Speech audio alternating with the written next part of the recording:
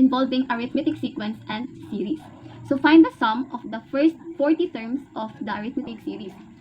So, ito yung given natin 2, 5, 8, 11, and so on. So, ang gagamitin natin na formula is yung longer leg. Ito. Ang ano natin, o ang hahanapin natin is itong S sub n.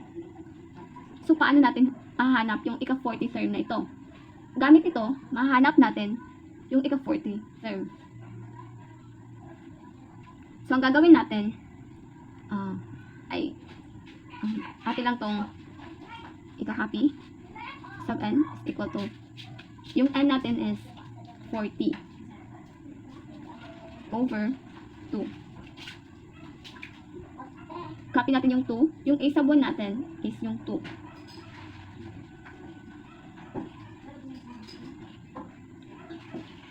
Copy natin yung sign.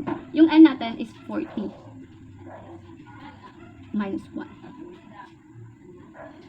Yung common difference natin is 3. Dahil 5, kapag i-minus natin ang second term sa first term, kung ano ang lalabas, yun yung common difference. 5 minus 2 is equals 3. So, 3 ang common difference nila. Katapos, copy natin yung S. Yung n natin is 40. Copy natin yung 40 over 2. Copy lang natin to. 2 times 2, 4. Copy natin yung sign. 40 minus 1 is equal to 39. Copy lang natin yung common difference. Tapos ay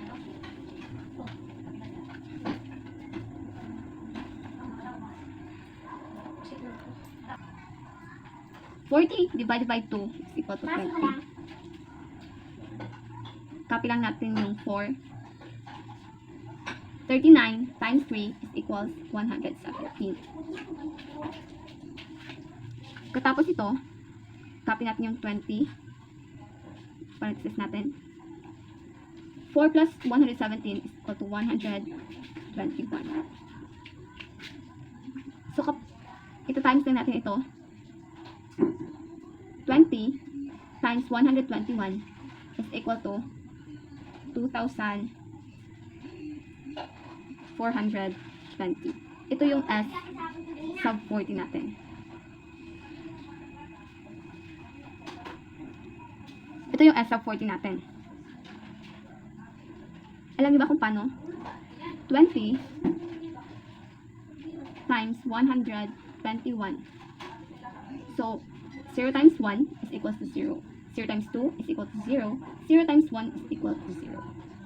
2 times 1 is equal to 2. 2 times 2 is equal to 4. 2 times 1 is equal to 2. Okay. Bring down na natin yung 0. 0 plus 2 is equal to 2.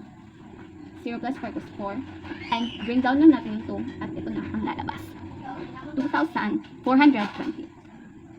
Dito natin kinuha yun.